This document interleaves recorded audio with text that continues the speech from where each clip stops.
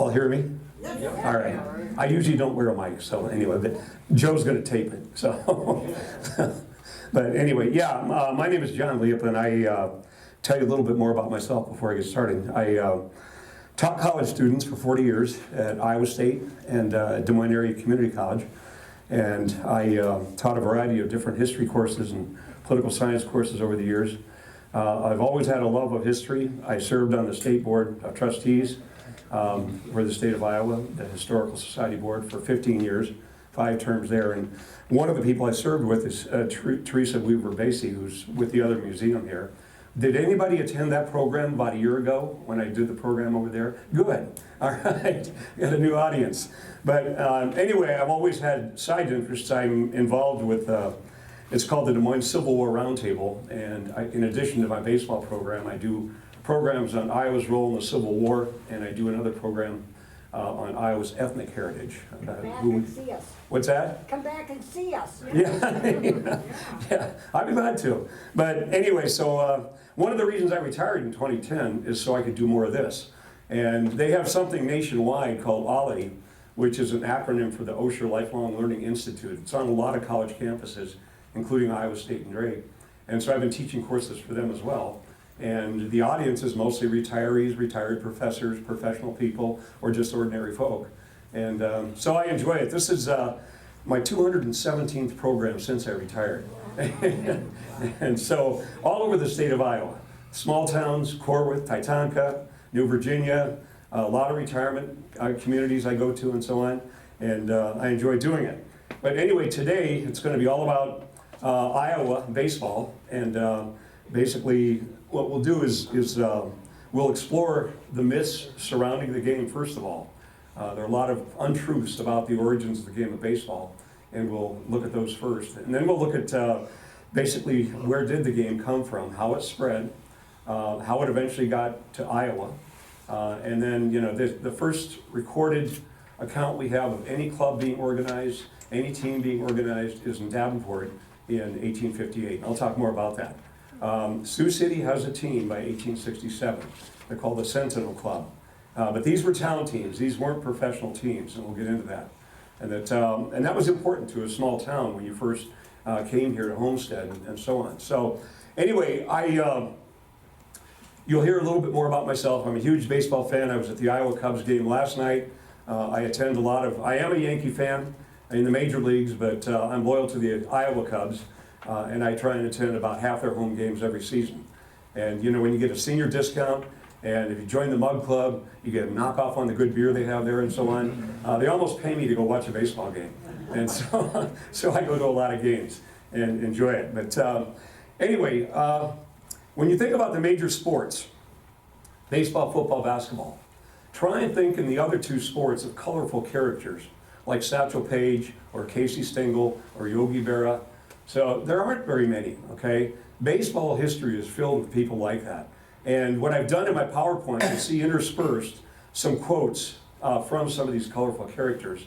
The first one I have up there, Leo Drocher's in the Hall of Fame, and he deserves to be there. You know, he was the 3rd most winning manager, and he played with a variety of teams, the Giants most of the time, but with the Yankees. But if you read the quote, he had a nickname. His nickname was The Lip. And he holds the distinction of being kicked out of more games than all but 2 other managers. He mouthed off all the time when he shouldn't have. He got kicked out of a lot of games. But anyway, so we will, if I can find my clicker here, I buried it. This is what we're going to do for the next hour. And if anybody has to leave early, I'm not offended. The PowerPoint runs about an hour. And again, before we get started, I did bring along a small part of my collection. And what I have here, there's 7 Iowans in the Hall of Fame. You'll learn their names before we're done. And there are 227 that have made it to the major leagues. 1 at bat, 1 pitch, you're a major leaguer, all right? There's a wonderful expression for the guys whose careers were shorter than 10 games. They stopped in for a cup of coffee. Those are the guys that are really hard to find information on.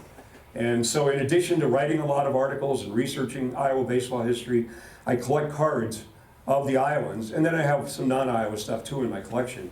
But I've been doing this a long time, and the oldest card up here is from 1867, and I'll be talking about that. There are a bunch of Sioux City cards up here in the middle case They're called Old Judges cards. They were put out by Tobacco Company in Richmond, Virginia. And it's from the team that Sioux City had in 1887 and 1888. They're part of a set called the Old Judges.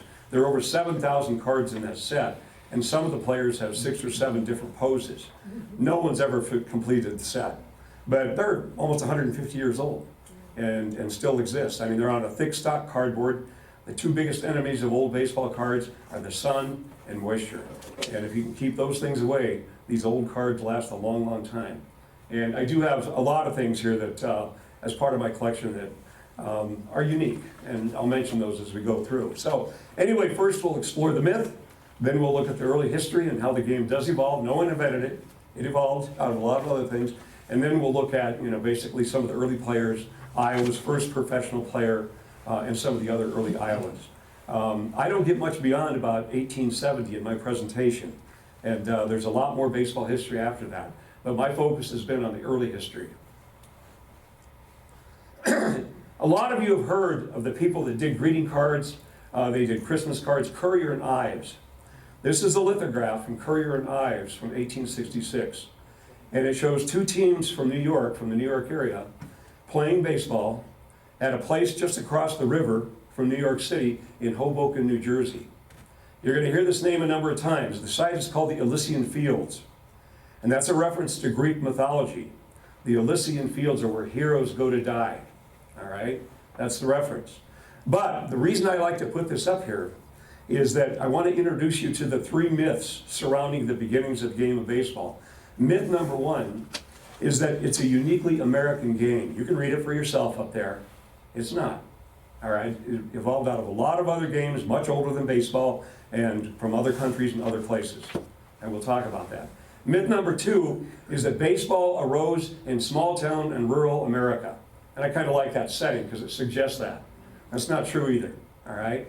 If you want to put a plaque somewhere in the United States where the game that looks like today's game a little bit was started, you'd put it in downtown New York City, all right? Not by Bob Feller's barn, all right? Bob and his dad played catch there, and we'll talk about Bob Feller. But the 3rd myth is the most damaging one. Has anyone in here been to Cooperstown, New York, to the Hall of Fame? All right, you have, yeah. I've been there many times. It's a wonderful place. It sits right on Lake Otsego.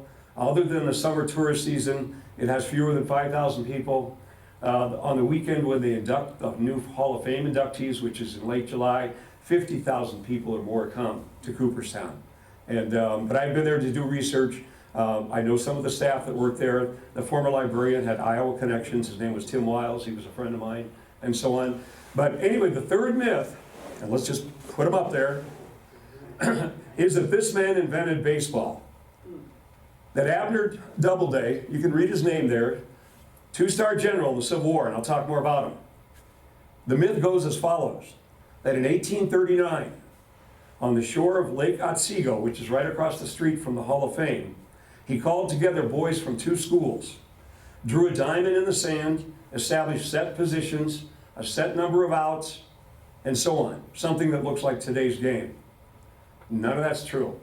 None of it, okay? Now, this is a great American. This guy was in the Civil War. He fired the first shot at Fort Sumter, all right? Abner Doubleday himself is going to be at the Battle of Gettysburg, at the Battle of Chancellorsville, highly decorated, a very good decorated soldier. Let me add another primary character to the development of the myth about Doubleday inventing baseball. This is Al Spalding, originally from Illinois. Al Spalding is in the Hall of Fame and deserves to be there. A great pitcher. Any of you that follow professional sports, the Sporting Goods Company, he's the one that started it. And he would obviously go on after baseball to a very successful career as a businessman, dabbled in politics, and so on. Spalding himself, when he leaves playing baseball, he wants to convince the world that it's a uniquely American game. So he's the one that starts the myth about Abner Doubleday drawing the diamond in the sand in Cooperstown, New York, all right, and inventing the game of baseball. One of Spalding's best friends arrives in 1859 to work for the Brooklyn Eagle. He's an Englishman named Henry Chadwick. The first time Chadwick sees a baseball game, he says, "Oh, that looks like the older English game called rounders. You guys didn't invent anything." All right? It's a friendly rivalry. They're going to argue for 30 years about whether or not it's an American game. Chadwick himself falls in love with baseball and abandons, he played a lot of cricket as a youngster and so on. Falls in love with baseball, and he is given credit, and deserves to, of introducing the box score, which all of us as kids that followed baseball follow every day in the sports section. How'd your team do? How'd your player do? Chadwick is the one that contributes that. And one reason I mention his contributing that is you're going to see a lot of different names pop up contributing to the game of baseball as we know it. No one person. So, Spalding and Chadwick, the intensity about this argument picks up in the 1880s and 90s, and Spalding decides once and for all to settle the issue on whether or not it's a uniquely American game invented by Abner Doubleday. He sets up a commission in the late 1890s, and he's going to put on that commission A.G. Mills. Mills was also a Civil War hero and a good friend of Doubleday's. They fought together in the Civil War. And then Mills puts on that commission the head of the American Amateur Athletic Union, the first president of the National League. He puts on it a couple former really good players. This commission was supposed to be above reproach, above questioning when they come out with their conclusions. But they all knew when they offered to be on the commission what the conclusion had to be. It's an American game invented by Doubleday. I mean, that's foregone. This was published in 1911, and you can see the author at the bottom. It's a wonderful resource. I have a copy of this book. I didn't bring it with me. It's a wonderful resource for reading about the early game of baseball, except for chapter 1 is a total lie. All right? That's where he says that Doubleday invented baseball. And look what he puts on the cover to make it more American.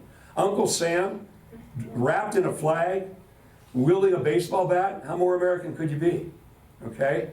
That's the conclusion in this book, which was published in 1911, after the commission issued its report. All right? So, this is the guy that headed up the commission. It's called the Mills Commission. And it meets formally from 1905 till about 1909, and then they publish the report, and the book comes out after that. All right? Another interesting comment about Mills, Doubleday dies in 1883, and Mills was asked to eulogize him. And what Mills said during the eulogy at the funeral, he said is that Doubleday really didn't like outdoor sports anyway. All right? So, all right. The Iowa connection. But before I get to that, I don't know if we have veterans in the room, veterans in here? All right, we've got a couple of them. Usually when you finish your service, you know, you have a picture taken of your unit and so on. But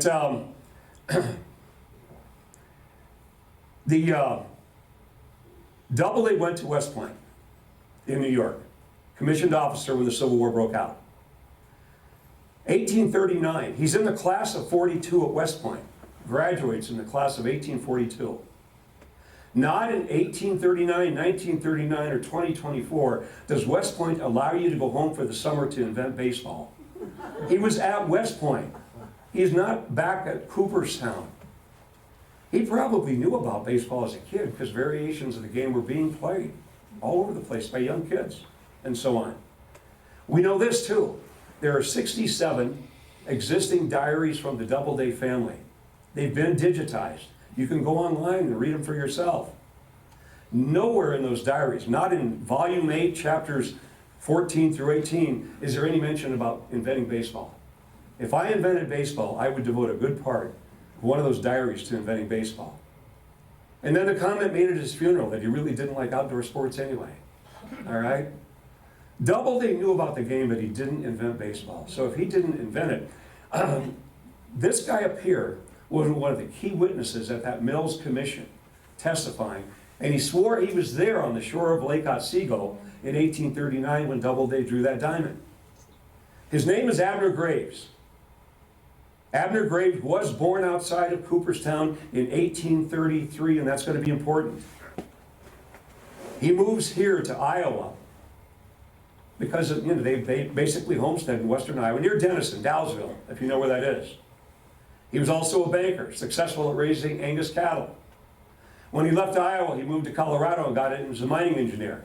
When he was called to testify, he's in his 80s. All right? He's in his 80s. Now think about this. Supposedly the game was invented in 1839. How old is he when he witnessed them drawing the diamond in the sand? 6? A 6-year-old? The tragedy with this man's career is that when he left his mining career after he testified, he went crazy, basically. He shot his wife through the head, as was institutionalized. So much for the credibility of Abner Graves. Now, I want to pause. I always bring a little baseball library with me to make a point. I always taught my students, in all those years I taught, that history's process. It's not cut and dry, it's not etched into stone. As we do better research, we have more tools available, whether it's DNA testing, whatever, we have to rethink a lot of things about history. And there's nothing wrong with that.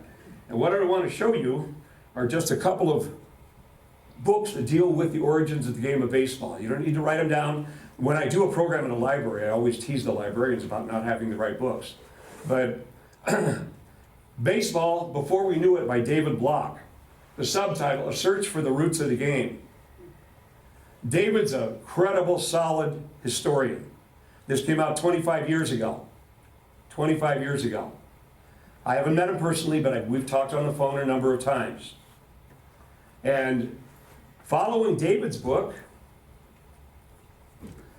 John Thorne, who I have met, I've been honored to meet, is the official historian of Major League Baseball today, has been for a number of years. He's also one of the co-founders. I belong to an organization, the acronym is SABR, and it stands for the Society for American Baseball Research. There are about 9,000 of us nationwide. It was started 52 years ago, all right? John Thorne wrote a book after David's book came out, and they do know each other well, Baseball in the Garden of Eden, The Secret History of the Early Game, by John Thorne. He builds on David's research and adds some of his own. With that title in mind, I wanted to share something with you. At my home in Des Moines, I have one of those tear-off calendars. I got more than one. I've got 3 of them, you know. But listen to this. The first historical reference to baseball is in the Bible, where in Genesis, chapter 1, verse 1, it says, in the big inning. I thought that was kind of cute. So anyway, Thorne's book comes out after Block's book, and then a good friend of the 2 previous authors, his name is Tom Gilbert. The cover looks like the National Enquirer. Outrageous Lies Exposed, How Baseball Happened, The True Story Revealed by Thomas Gilbert. And the first testimonial on the back dust cover of his book is How Baseball Happened is a brilliant new approach to our game. And its author tells 100 stories you haven't heard before. And who's saying that? John Thorne. So these guys all build on each other's research. And we learn something new from every one of them. From every one of them. Let me just tell you a little bit. I'll find it here. Well, I'll find it here. We'll come back to it in a minute. But anyway, so if it wasn't invented by Abner Doubleday, and we know it wasn't, who are some of the other characters and who are some of the other people that contribute to the evolution of the game? And that we'll look at that. Look at the date up there, baseball. Oh yeah, oh, here it is. I covered it with a piece of paper. The last book I want to share before we get to that. The Baseball's Creation Myth. Adam Ford, Abner Graves, and the Cooperstown Story. And this just came out about 10 years ago. And it just destroys that Doubleday myth about the invention of baseball. And that was my point earlier, that history's constantly changing as we do better research. I'll talk more about the game coming to Davenport, but nobody has found an earlier date than I found about 20 years ago, the first mention of baseball here in Iowa. And I'm not going to feel bad if someone does, okay? That's the nature of historical research. That's how it works. So anyway, all right, we're part of England. And I want you to pay attention the different ways that the game is referred to. Base-ball.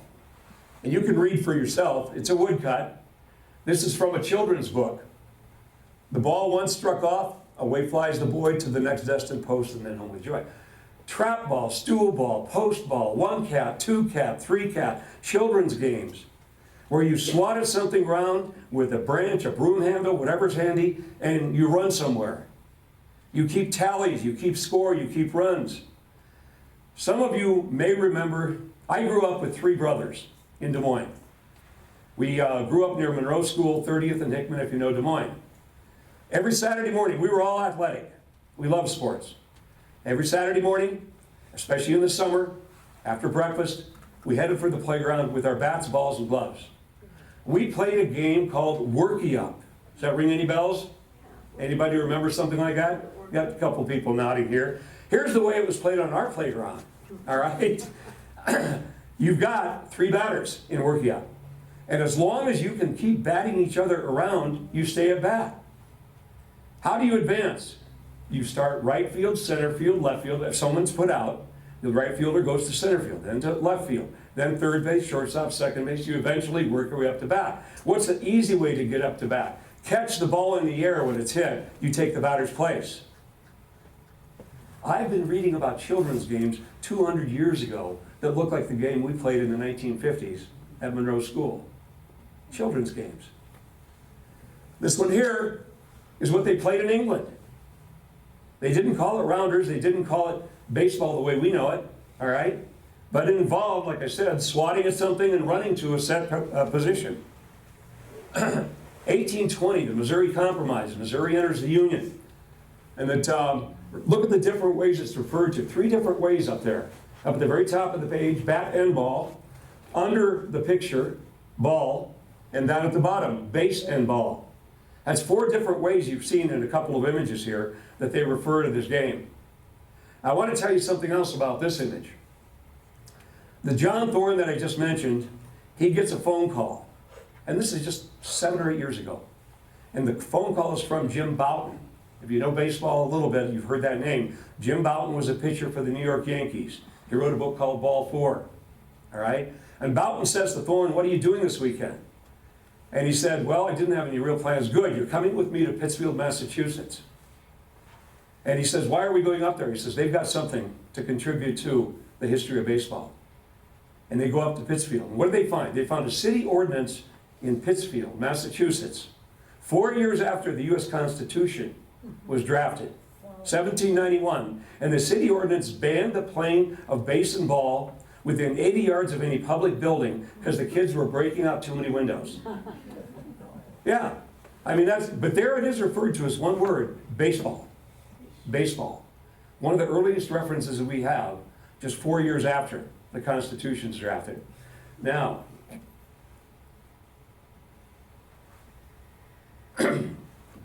Iowa has just got through with the Black Hawk Wars and it's open for settlement in 1833.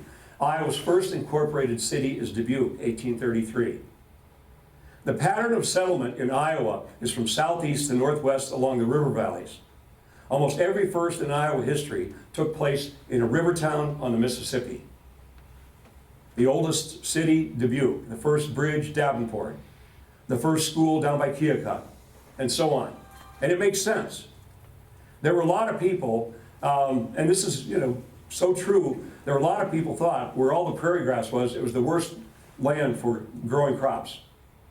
And so, they settled the eastern part of the state first, and then once the train got across the state in 1867, then they moved out here. And the irony, of course, you guys all know this, land up here is selling for $33,000 an acre. All right? The average has gone up. The best land is up in this part of the state. But anyway, this is wealthy kids, probably from a private school, in uniform, playing baseball on the Boston Common. I've been to the Boston Common. It's famous. There's an oak tree there that's 250 years old. A lot of couples get married under that oak tree. A good friend of mine, originally from Des Moines, is an attorney out there. That's where he got married. But you can see again the ball, the bat. They're wearing uniforms of some kind, and they're playing baseball. You can read this. This was in the paper last year, and I absolutely love this.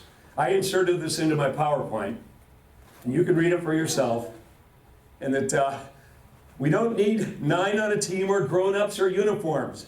It's like baseball, only better. Well, no, I mean, it's, a lot of people will tell you that adults are ruining kids' sports, all right? It's hard to get young umpires, young high school kids, because the parents are so rude sometimes. And that, so, and some of you know this, but I love that, and that was just in the paper last year, so I had to stick that in my PowerPoint. And that it kind of reminded me of our childhood. We didn't see an adult all day on that playground, and we got along fine, and we were learning the big game of baseball. All right. I mentioned earlier Henry Chadwick played cricket. Cricket has set positions. It has sort of a flat paddle instead of a round bat. It has a wicket keeper instead of a catcher. All right? There are similarities. When I started doing research by reading newspapers on microfilm at the historical building in Des Moines, I started reading the ones for the cities on the Mississippi River. It made sense. And there are lots of references to cricket in Iowa before baseball. Cricket is here. Look at the two images. In 1 or 2 words, what's the difference? I mean, just your immediate sort of gut reaction to what the difference is top to bottom. What's the bottom suggest that the top doesn't? It suggests action, excitement, dirt, a real man's game. What's that sissy thing up on top? They don't get dirty, all right? No, I have good friends that play cricket, and we tease them about that. We tease them about it. But there are similarities, and a lot of the guys who end up contributing to baseball had played cricket earlier. And you'll see another image here in a second.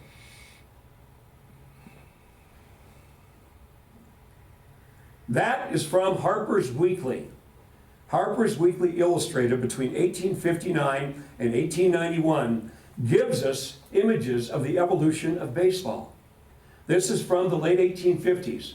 It is at the Elysian Fields in Hoboken, New Jersey, and they're playing cricket up in the top and baseball down below in the bottom. A lot of similarities. A lot of similarities. And quite a few of the people that did come here and played an important role in the evolution of baseball knew the game of cricket and had played the game of cricket. These are the New York Knickerbockers. The date is 1845. The Knickerbockers were descendants of Dutch immigrants who founded New York. They were primarily business people, and they are going to introduce a slightly different set of rules to baseball than what were being played under in New England or in Philadelphia. The man in the back row in the middle, his name is Alexander Cartwright. Sometimes he's given credit for inventing baseball. No, he didn't either. All right? He's in the Hall of Fame. The plaque at the Hall of Fame, they're in the process of changing the wording on it because most of what's on the plaque is a lie. All right? Oh, his birth date's right, his death date's right, but not much else. But he does again contribute. And I want to just share with you a little bit about these guys. There are 4 or 5 members of this team over a 2-year period, 1845 and 46, who come up with ways to improve the game of baseball. Most batters to this day are right-handed. Over 75% of all batters are right-handed in baseball. When they were playing under some of the other rules, you had to set positions on the bases. But the guy in the front row, his name is Lucius Doc Adams. You can tell which one's the doc, the one smoking the cigar. Set a good example, right? Doc Adams says, you know what, we need to plug that hole between second and third. Let's put a guy in there and call him shortstop. Oh, he didn't invent shortstop. He changed the game to be played a little bit different way. There's others on this team that are going to make suggestions to change the way they played it in Philadelphia and Massachusetts to make it a better game. By the time the game reaches Davenport, Iowa, only the New York rules will be around. The other games have disappeared. And you'll see that in a minute in a couple of other images. So these guys do contribute. On June 19th of 1846, they played the first game under the New York rules. Where? Hoboken, New Jersey, on the Elysian Fields. Plays a tremendously important role. So, Porter's Spirit of the Times. Kind of hard to read, but a chronicle of the turf, field sports, literature, and the stage. But you can see at the bottom, baseball being played in America. And again, you know where it's at. This is about the 10th time I've said it. Hoboken, New Jersey on the Elysian Fields. But here's why I have the original copy of this publication. It's in a bound volume. But here's why I bought it years ago, is this right here. Baseball, how they play the game in New England. Now, first of all, look at the shape. It's kind of a rectangle, but not quite. And if you look to your left at the top, first base, go down second base, over third base, fourth base, and the batter's between first and fourth base. The pitcher's not a pitcher, he's a feeder or a thrower. You pitch underhanded, and you pitch to the striker, and the striker requests if he wants the ball high or low. There are no foul lines in this game. If you catch it on the bounce, you're out. If the guy is on base, and the ball's hit to a fielder, and he takes off for another base, the fielder can throw the ball at the runner. It's called soaking or plugging, and he's out. The ball's softer. You kill someone today, all right? But a very different game. So when these guys in New York, they said, we think we've got a better game. They knew what they had to do. They had to go to New England and get an agreement from some of the New England teams to play a doubleheader. One under the New York rules, one under the New England rules, and let the players decide. And that's how the New York rules went out. It was a preferred game to some of these other early games and how they played them. This is a quote that a lot of people, even if you're not a huge baseball fan, and that Yogi was wired differently than most people. And, Yogi, another famous quote is, when you come to the fork in the road, take it. All right? There are whole books of Yogi-isms. Yogi was a wonderful player, still holds some World Series records, MVP player. I met him a couple times, once at the Bob Feller Museum before that closed. And he has his own museum in New Jersey. Born and raised Nob Hill in St. Louis with another famous player, Joe Garagiola. They were good friends and so on. But getting back to my first comments about colorful characters in baseball, this may be the most colorful right here, is Yogi Berra. Another Currier and Ives picture from, an 1860 publication from the New York, you can't read it, but it says at the bottom 1865. So what does the presidential election of 1860 have to do with baseball? Now think about this for a minute. The least popular president in U.S. history is Abraham Lincoln. In this election, he won with 39.9% of the vote, and his name isn't even on the ballot in 7 states that are seceding from the Union. They have a president named Jefferson Davis. They don't accept this guy. But in this election, he has 3 opponents, John Bell, John Breckinridge, and Stephen Douglas. A lot of people from Iowa, and when I was young, I was a Boy Scout. I walked the Salem, the trail in Illinois, by Salem, New Salem. But a lot of people know about his wrestling, his log splitting. They don't realize that Abraham Lincoln knew about and enjoyed baseball. Yeah, it's hard to read from where you're sitting, but Lincoln is saying, gentlemen, if any of you should ever take a hand in another match at this game, remember that you must have a good bat and strike a fair ball to make a clean score and a home run. The first major battle of the Civil War was the Battle of Bull Run. And the Union forces got crushed the second day. The White House is 20 miles away and totally unprotected. If the Confederates had thought ahead, they could have easily captured Lincoln, and who knows what would have happened. Immediately after Bull Run, the White House is surrounded by soldiers from New York to protect the president. Months after that, he arranged for a baseball game to be played by some of these soldiers who knew the game. And then invited public employees in D.C. Thousands showed up to watch a game being played during the Civil War behind the White House.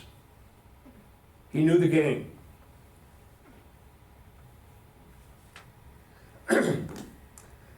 This thing in its original color, this is a little bit faded, this image here. It's a chromolithograph, a colored lithograph. And what it is, it's hard to read at the bottom, but it's Union prisoners at Salisbury, North Carolina. I said this at the beginning of my comments. The Civil War plays a critical role in the spread of the knowledge of the game of baseball. These are kids, they might be Iowa kids, who knows where they're from, but they're from the Union forces that have been taken prisoner. And a lot of times in the early parts of the war, in the Civil War, after a major battle, there might be 6 months before another major battle. A lot of boredom, a lot of free time. Not all prisoner of war camps were like Andersonville, Georgia. They weren't country clubs, but you did have and did allow some leisure time. They're playing baseball in this POW camp in North Carolina. And all those guys standing around watching are Southern soldiers that don't know the game of baseball and are learning. There's little evidence of baseball being played in the South before the Civil War. New Orleans has teams. There are some scattered. Just think of one statistic. In the North, you've got 23 million people. In the North, you've got 9 million. 4.1 million are black slaves. No, they're not playing baseball. You don't have a middle class in the South before the Civil War. It's a planter class and poor dirt farmers. That's basically it. And slaves. In the North, by this time, you've got dozens of cities with 100,000 people with an emerging huge middle class, and they're playing baseball. The Knickerbockers took time off twice a week to leave work early to go across the river to play baseball. We found nothing comparable in the South. Nothing. The game is spreading. You can see he's throwing underhanded. This is the only known photograph of a baseball game being played during the Civil War. It's being played in Pulaski, Georgia, by, again, New York soldiers after they've occupied Georgia, part of Georgia. And the guys in the formation, that's not the reason. This is important. We don't have another image of the game actually being played, a photograph. I think a lot of you have heard the name Matthew Brady, who took a lot of Civil War pictures and so on, but he did never photograph a baseball game.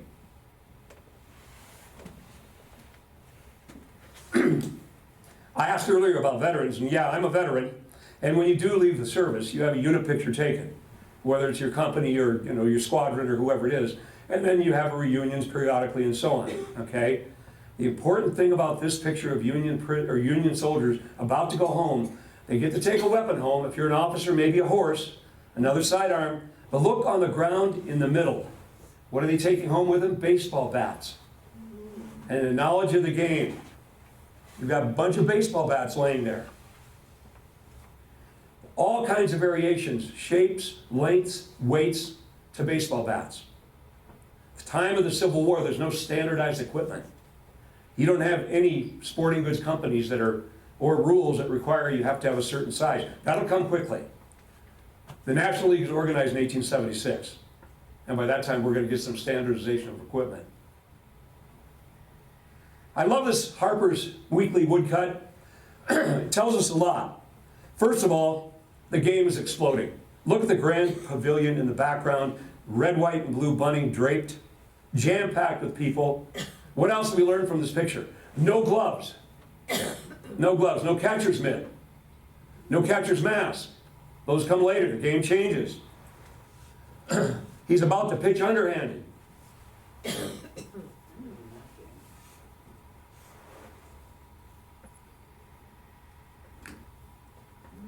The spitball is banned in 1920, but they're going to allow a little more than a dozen people, including one Iowan, to continue using the spitball till their careers end.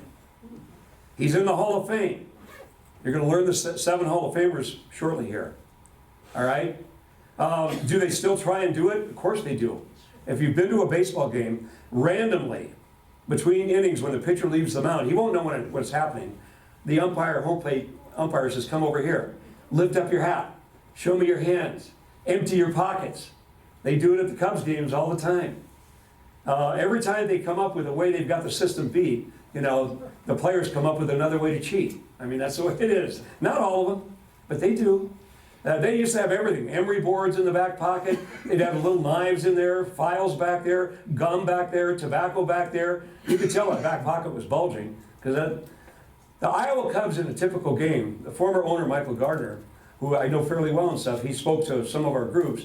He said in a typical game, on the field they use about 80 baseballs. Those aren't the ones they just give away, okay? Back then, they didn't have that luxury. especially with town teams. You might use one or two, and they looked really bad by the end of a long game. If it's a spring day or a muddy field or whatever it was, and that. But anyway, I'm going to give you some numbers here. 1858, Davenport, the Pastime Baseball Club. On May 28th, it's in the newspaper, they meet at the home of a prominent businessman in Davenport, and the next day, the first game of baseball played west of the Mississippi is played in Davenport. May 29th, 1858. There's very little mention of baseball before the Civil War begins in 1861. In 1861, I have up here a baseball chronology, an Iowa baseball chronology, and it has a lot of the dates. And I'll read the one about Sioux City to you in a minute, okay? During the Civil War, understandably, the priority was sending 77,000 Iowa boys to fight in the Civil War. Baseball's not a very big priority. Is it played during the Civil War? Yes. We have documented by newspaper accounts of a game being played between the 3rd Ward and the 4th Ward in Dubuque during the war. We have another documented citation in a newspaper of a meeting behind Doc Wilson's house putting together a new town team. But little reference. The first tournament will be played the year the Civil War ends, 1865, in Dubuque. In Dubuque. But here's the numbers I wanted to give you. The year the Civil War ends, 1865, there are 12 town teams in Iowa, including one in Des Moines called the Capital Cities. In 1866, there are over 36 town teams in Iowa. And in 1867, there were over 200 town teams in Iowa. 200. Des Moines has 9. 9. Your priorities when you came as a pioneer or a homesteader to Iowa back in those early years, first a shelter for your family, second a church and a school, and then a baseball team. Baseball team puts you on the map. Keokuk has 3 teams. It's a tiny city, all right? By 1866, Keokuk has 3. So anyway, let me, before I tell you about this, I just wanted to read to you. This is May 7th, 1868, the Sioux City Journal. A baseball club was organized under the name Sentinel City Baseball Club. It has at present upwards of 20 members. August 6th, Sioux City Journal. What has become of our Sentinel City Baseball Club? We are having splendid weather. Come, baseballists, get out and have another noble game. The team folded, didn't even make it through the season. That happened a lot with town teams. Because a lot of times, think about this, when you organize the first baseball team, you had to get equipment. You had to choose officers. Where are we going to meet? How often are we going to meet? Who are we going to play when there's only 10 teams in the state? Can we afford to travel? Well, you know, by 1867, there's all kinds of teams and they're playing tournaments. But in the beginning, if you're first, those are tough questions. And so, anyway, I was in Mount Pleasant 2 days ago, helping with an estate down there. And this is not far from there. Washington, Iowa, you can see it. This is the oldest known Iowa baseball card, and it's up here in the case. This is the starting team from Washington, Iowa, 2 years after the Civil War, and we have a box score documenting this was the starting lineup in 1867 in Mount Pleasant. We've been able to identify all these young kids up there. I should say all but one. The captain is always in the middle in these pictures. He's 33 years old. All the others are between the age of 18 and 22. 2 are Civil War veterans. 3 are buried in the cemetery in Washington, Iowa. No one has found an older or earlier image of baseball in Iowa. And again, I was telling someone earlier that over the years that I've been collecting, I've built up a network of collectors all over the country. When they come across something connected to Iowa and early baseball history, before they put it in an auction or sell it, they'll contact me, and we'll see if we can work out a trade or an agreement. And I've been able to pick up over the last 25, 30 years, a lot of really cool stuff documenting the beginnings of the game here in the state of Iowa.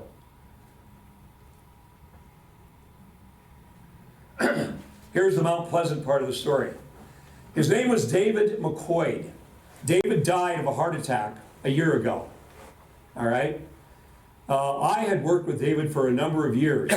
David's father was an avid baseball fan, a big Cubs fan, traveled to Chicago all the time. It was a family law firm. And so they loved baseball. And that law office was filled with early programs, with baseball guides, with pictures, with some cards and so on. Well, David walked into the library of Mount Pleasant when I was doing my program, and he had a green 3-ring binder with 2 sets of baseball cards, one from 1915 called M1014s, including a Babe Ruth rookie card as a pitcher, and the other set, they were called Collins McCarthy's from San Francisco in 1917, and no one in the hobby had seen that set before, a complete set. Over the couple of years, I helped David sell the set in a national auction. And one sold as a set, the first one with the Babe Ruth rookie, for $325,000, all right? And the other one sold as individual cards. That's the way the auction was conducted. Whatever price was higher, the total as individually or as a set, the highest bid as a set. I ended up getting the 3 Iowans in the set that sold as individual cards. 2 of them are Hall of Famers. One is the Spitballer I mentioned before.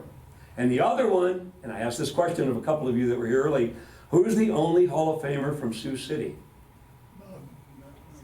Anybody? Go ahead in the back. Dave Bancroft. Who? Dave Bancroft. The last name, I think you got the last name wrong. Dave? Bancroft. Oh yeah, you got it. He's wearing a Sioux City Explorer. He's a baseball fan back there. Yeah. Dave Bancroft from Sioux City. And a friend of mine who's a member of the organization I mentioned, SABR, just published this. And we had a baseball conference up in Dubuque 2 weeks ago. If any of you want to read about Dave Bancroft from Sioux City, I've got 2 free copies here afterwards.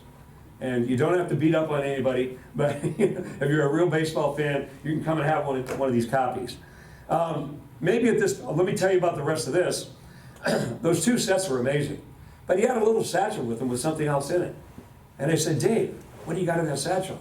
He said, it's just something that my father picked up. And it's the diary of this team from 1866. You can read it yourself. They're the Hawkeye Baseball Club in Mount Pleasant, Iowa.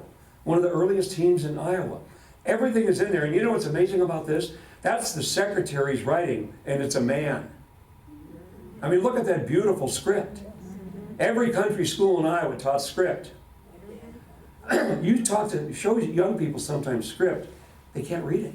That's right. They can't read it. That's right. I mean, they've got the little gadget in their hand that does everything for them. Yeah, she's nodding, yeah. Well, Grandma's writing, it's beautiful. Mine looks like Egyptian hieroglyphics, all right? That's a lost art form. But that diary is fabulous. All this great information about putting together this team, where they're going to meet, who they're going to play, the cost of the equipment, who's going to be the captain. You know, what kind of rules do we have? What rules do we play under? The New York rules by this time. Look at how proud he is to play for the Marshall Baseball Club of Marshalltown, Iowa. That's Luke. And boy, the community loves their baseball players. Look at those uniforms. Those are awesome. Now, we do know there's a wrong date up there. It should read 1867, because we've been able to find, box scores. So, but other than that, it's a great image of someone representing a town team. Contrast the previous image to this one. Mark Rucker is a longtime collector of baseball images. Mark was one of the founders of the 19th Century Committee for this organization I keep mentioning, SABR. And Mark recently donated 80,000 pictures from his private collection. Years ago, Mark gave me this picture. And for a long time, we thought it was a Luther College baseball team.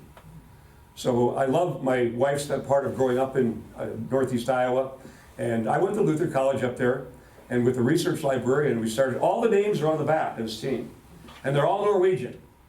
You couldn't live in Decorah if you weren't Norwegian, all right?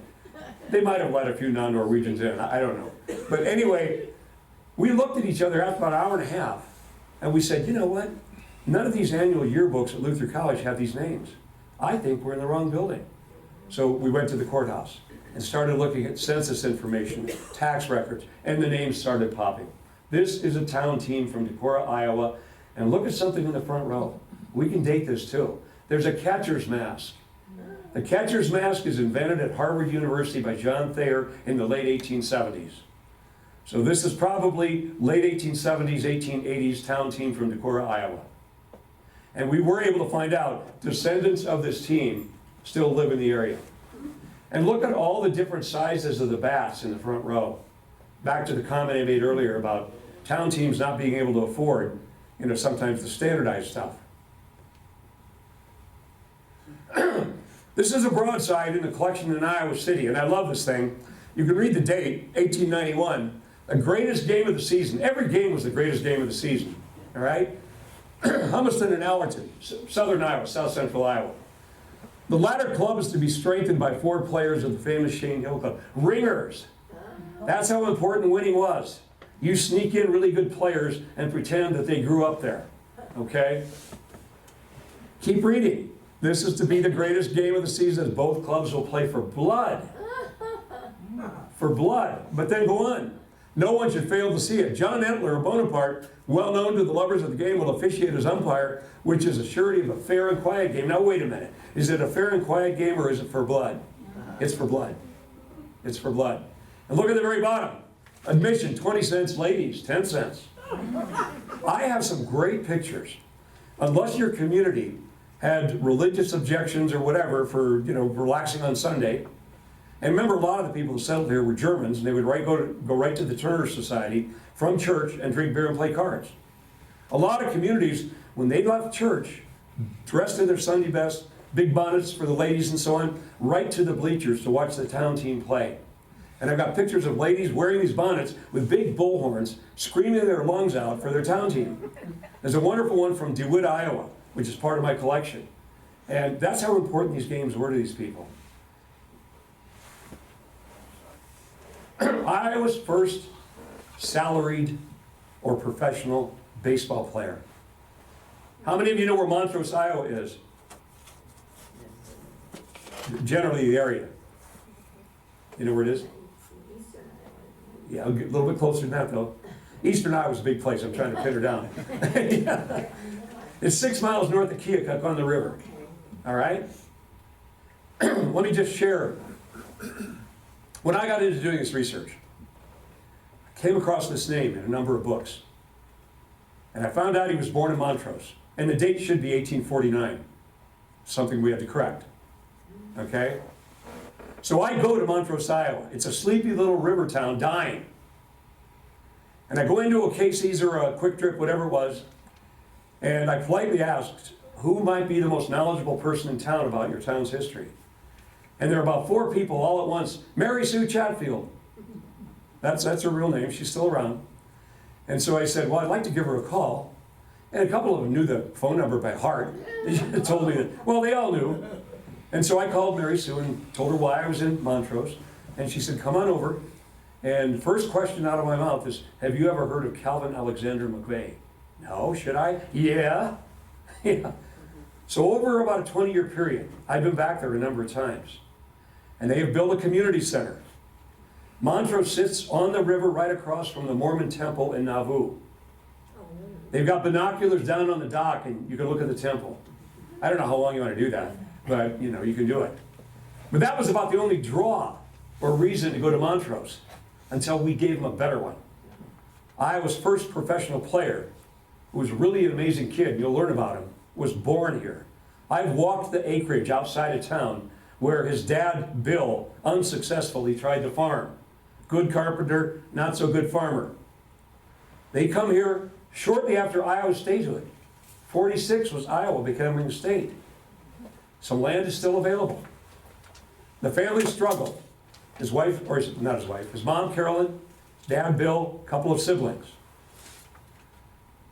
After struggling, they had relatives back in Indianapolis. They moved back when he's about 10 years old to Indianapolis.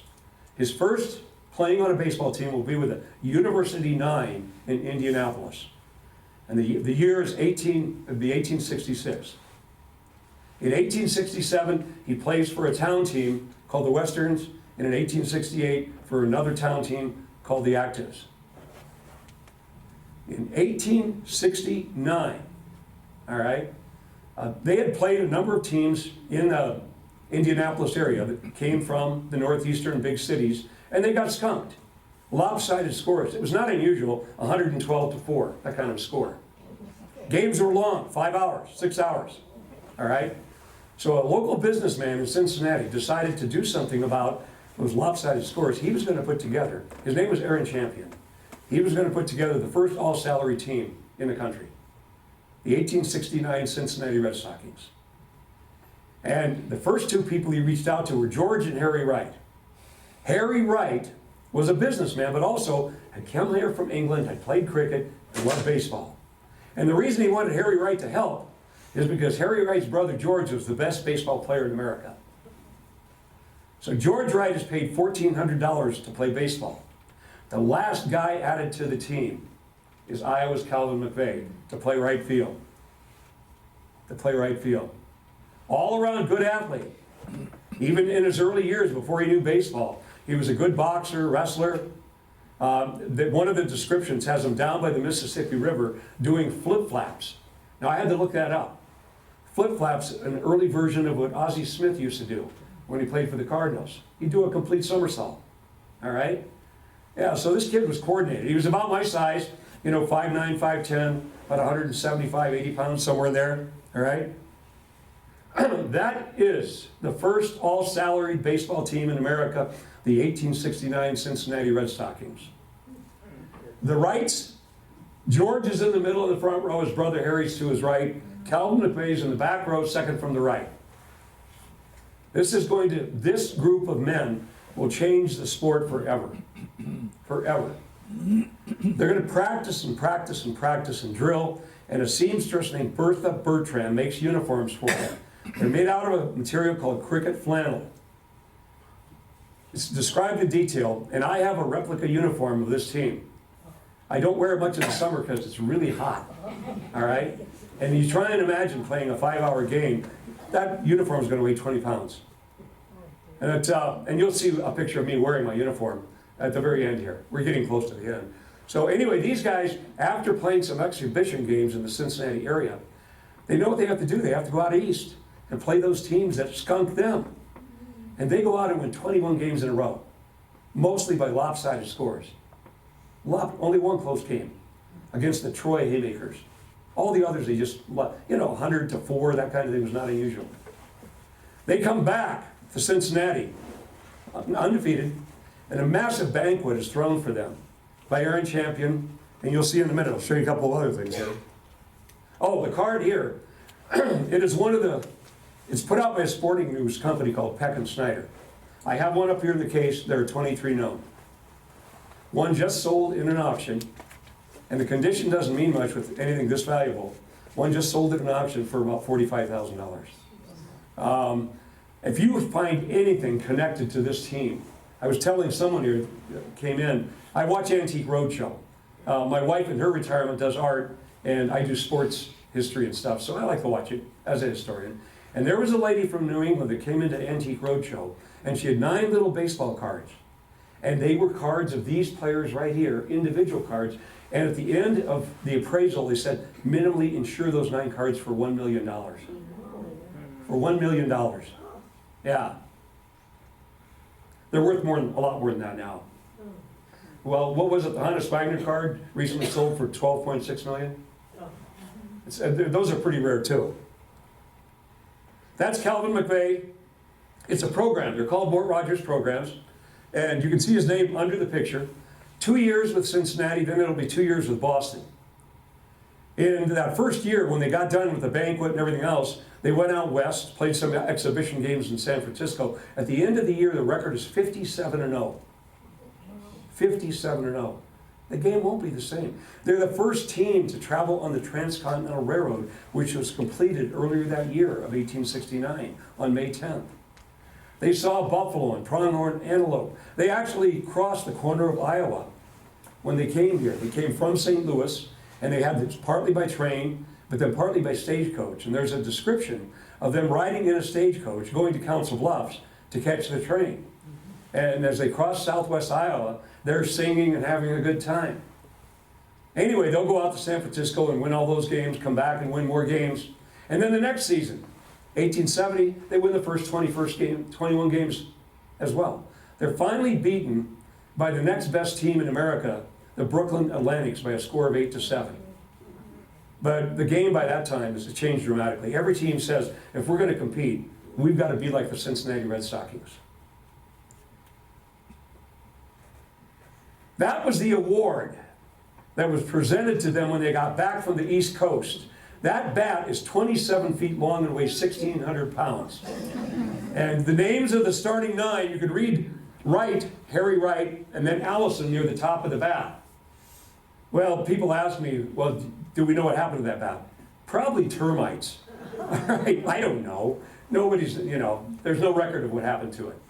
And you're not going to haul it home when it weighs, 1,600 pounds. And I don't know, it probably stayed in that lumber yard and eventually just, no one thought it had value. Maybe firewood, all right? But again, from Harper's Weekly, and you can see, presentation of a champion bat to the Red Stockings on their return home. That's Calvin McVey. That's a civilian dress, Warren Studios, Boston, 1872. And that is up here in the case. And what makes this really, really valuable is this. One of 2 known autographs of Iowa's first professional player. There's only one other one out there in the hobby. And years ago, I was able to get what I have up here in the case. And again, it's a marvelous picture of an important figure in sports history, especially here in Iowa. He is in the Iowa Hall of Fame, but he's not in the Hall of Fame in Cooperstown. And there's a group of us nationwide that have been lobbying to try and get him into the Cooperstown Hall of Fame. We haven't been successful yet. We don't have enough money. Later in his career, all right, 2 years at Cincinnati, 2 years at Boston. He becomes, for the Baltimore Canaries, he becomes the youngest player manager in baseball history. 23 years old, player manager. Then he goes to the White Stockings and plays with another Iowa Hall of Famer, Cap Hansen. And then he goes back to Cincinnati. A little heavier, a little older, different uniform, okay? And then when he retires from some of the teams that he played for, he had fallen in love with San Francisco after that train trip out there. He'll move out to San Francisco, and eventually that's where he'll die. He plays with a number of teams. He's a manager out there. He almost lost his wife in the earthquake in 1906. He becomes a security guard for a lumber yard and so on. And sadly, he would die a pauper. He was cremated, so there's no marker for his stone, for his... I mentioned Joe earlier, a good friend of Yogi Berra's. They grew up together. And, I don't know how many of you play baseball or go to games regularly, but you can make a really good argument. The hardest position to play in baseball by far is catcher. And that they're out there in the heat, all that stuff they're wearing, 110 degrees on the floor down there on the ballpark. They have to know every batter. They have to know every pitcher. They have to frame each pitch when they're down there. It's a hard position to play. Nothing respect for catchers in baseball, especially ones that have a long career. We'll go through these quickly. I know running over, but these are the, this is the Marshall Baseball Club from Marshalltown. And if you know anything about Marshalltown, a lot of people think all the things named Anson are named after the baseball player. They're not. They're named after Henry, the father, who's in the back row with the beard. He's one of the pioneers of Marshalltown. Cap, the Hall of Famer, is to his right. His younger brother, Sturgis, is in the front row sitting down on the left. The bats are in what's called stacked arms. It's a military term. If those bats aren't at the exact right angle and the ball isn't placed just right, it all collapses. It's kind of a nice metaphor about a baseball team. You practice, you drill, lots of similarities to the military. And you come out winners. You come out winners. Cap Anson's autograph. I have autographs of 6 of the 7 Iowa Hall of Famers. Early tobacco card of Cap Anson. It's up here in the case. He played most of the time first base. You can see it there by his name. The date should be 1899 to 1900. In civilian dress when he left baseball, he became a city official in Chicago. He was on Broadway a little bit, involved in acting. Again, died poor. The one thing I have to add about Cap Anson, he's a total racist. He's the one, in 1883, they were supposed to play the White Stockings. He's one of the best players in baseball. He's part owner. They were supposed to play an exhibition game against the Toledo Mudhens. The Toledo Mudhens took the field, and they have 2 African-American players, Moses Fleetwood Walker and his brother Weldy Walker. college graduates, Oberlin College, excellent baseball players. Anson starts yelling the N-word, all right? Anson first says he won't play, then he's told that he'll sacrifice the gate, and there were thousands of people there to watch the game. So he plays under protest. But he was influential enough that he told other teams that if you play teams with black players, we won't play you. And that's why we're going to have to wait for Jackie Robinson in 1947 and never know how good Satchel Paige or Josh Gibson or Oscar Charleston could have been. I mean, but baseball's not unique. White boxers wouldn't box black boxers. Cities were totally segregated. The Supreme Court, Plessy v. Ferguson, says it's our right to have black and white unequal. All right? So that's the way this country was overall at the time. So there's nothing different about baseball at the time. But sadly, an Iowan played a role in that. And we had to wait until April of 1947 to watch a great talent named Jackie Robinson begin to peel that back. Allen and Ginter's, they're a set of 50 cards, 10 baseball players. They're gorgeous. They're old. You can see the date at the top. And here are Anson's down in the lower right-hand corner. And I have all the 10 cards over here in this case. That's the heart of the set. Annie Oakley is in the set. Buffalo Bill Cody's in the set. Wrestlers are in the set. Boxers are in the set. I sold all the non-baseball cards, kept the baseball cards. We'll run through these now. Fred Clark is in the Hall of Fame. Fred, first Louisville, then Pittsburgh, plays in the first World Series. They lost 5-3 games, all right, with Pittsburgh. But in 1909, Fred Clark's team beat Ty Cobb's Tigers to win the World Series. This guy batted .400. First 5 at-bats in the major leagues, 5 hits. No one's done that since. 20-year career. Probably contributed, this isn't being critical of Bob Feller, but contributed more to the sport of baseball than any other Iowan. This gentleman right here. Born near Winterset, Iowa. So very quickly, and then I'll run through them. A, B, C, F, F, V, W. Those are the first letter of the last name of the 7 Iowans in the Hall of Fame. Cap Anson, Dave Bancroft, Fred Clark, Urban Faber the Spitballer, Bob Feller, Dazzy Vance from Orient, and J.L. Wilkinson from Algona. There's your Iowans in the Hall of Fame. And I have one of these for each of the Iowans in the Hall of Fame, but I can't haul all my stuff with me all the time. So I just brought a couple with me today. We'll go through these. Baseball, old baseball cards, they're beautiful. And it's called a turkey red or a T3. It's 8.5 by 11. It's right here, all right? And they're works of art. Billy Sunday, a lot of you have heard of him. Ends up really becoming famous because he becomes one of the most influential evangelical preachers in America in the 1920s. But he played for a team in the Ames area. That's where he was born. And on one of those trips when Anson came home to visit family, he went to watch town teams play, said, this kid has talent. He recruited him to go to Chicago and play baseball. He played baseball with 3 different teams, the White Stockings, the Pirates, and then he played with the Athletics, okay? He had a fatal flaw, alcohol. He's rescued by a mission, and that's where he devoted the rest of his life to preaching. You'll see a picture of him preaching. There he is on a tobacco card, Billy Sunday, and there he's preaching on a postcard. Des Moines team in 1906. Des Moines, their first professional team, the first professional team in Iowa were the Keokuk Westerns in 1875. Des Moines' first professional team is 1887. That is Des Moines' first stadium. It's called Athletic Park. If you've ever been to the Icubs Park, it's just up the river, 2 blocks from where the current park is. But that's part of my collection. It's a beautiful team picture. There's some old Judge cards from Des Moines, and there's some Sioux City old Judge cards. I collect both Sioux City and Des Moines old Judge cards. I have about 50. A bunch of them are on display right here. I said the aesthetics of baseball cards. That's George Stone of Lost Nation, Iowa, who had a higher batting average than Hannes Wagner in 1906. Rookie of the Year in baseball.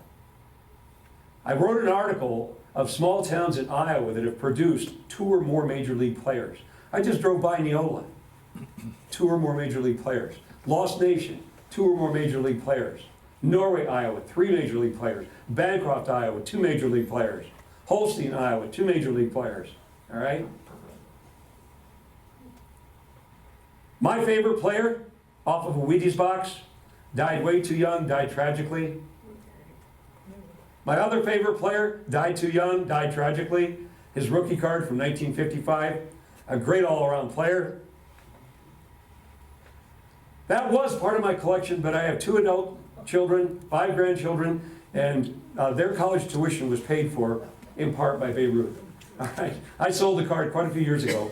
I sold it in 2015 on the 100th anniversary of Babe Ruth breaking into baseball because I knew the value of that card would just skyrocket. I had brought that 30 years ago for $1,000. I sold it for $90,000. Last quote, and then one more picture, I think we're done. I think it's he threw 2 back-to-back no-hitters. When have you last seen a baseball player pitch a complete game?